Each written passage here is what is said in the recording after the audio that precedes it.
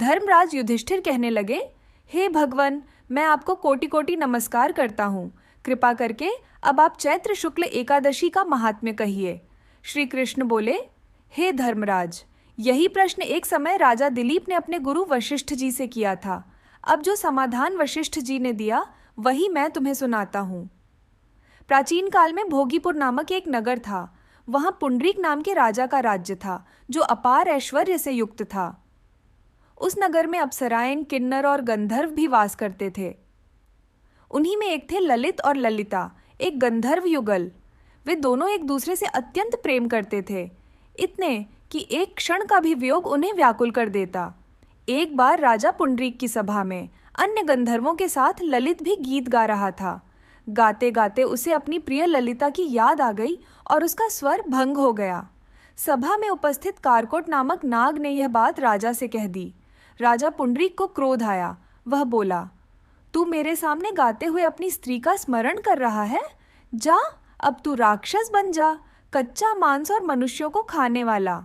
श्राप के साथ ही ललित एक भयानक राक्षस बन गया। उसका रूप विकराल हो गया, मुख से अग्नि निकलने लगी, नेत्र सूर्य चंद्रमा की तरह प्रदीप्त, नाग पर्वत की गुफा जैसी, और शरीर 8 योजन का हो गया। अब वह राक्षस बनकर वन वन भटकने लगा, दुहक भोगता रहा। ललिता को जब यह झांत हुआ तो उसका हृदय तड़प उठा। वह अपने पति के उद्धार के लिए विचरने लगी, रोती बिलखती पीछे पीछे जाती। एक दिन वह विंध्याचल पर्वत पर पहुंची, जहां श्रृंगी अरशी का आश्रम था। वहां जाकर उसने नम्रता से प्रार्थना की। आर्षि श्रृंगी बोले, हे सुभगे, तुम कौन हो और इस वन में क्यों आई हो? ललिता ने कहा, हे मुनिवर, मेरा नाम ललिता है। मेरे पति ललित राजा के श्राप से राक्षस बन गए हैं। कृपा करके मुझे कोई उपाय बताइए। मुनि बोले, हे गंधर्व कन्या, अब निकट ही चैत्र शुक्ल एकादशी आने वाली है, जिसे कामदा एकादशी कहा जाता है। इसका व्रत करने से समस्त कार्य सिद्ध होते हैं। यदि तुम यह व्रत कर उसके पुण्य का फल अपने पति को समर्पित कर दो तो वह राक्षस योनि से मुक्त हो जाएगा। ललिता ने विधिपूर्वक व्रत किया।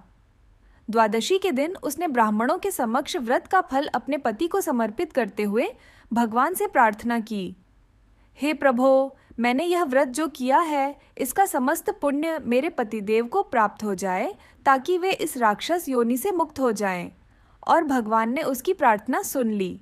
व्रत का पुण्य मिलते ही ललित का राक्षस रूप समाप्त हो गया और वह अपने दिव्य स्वरूप में लौट आया।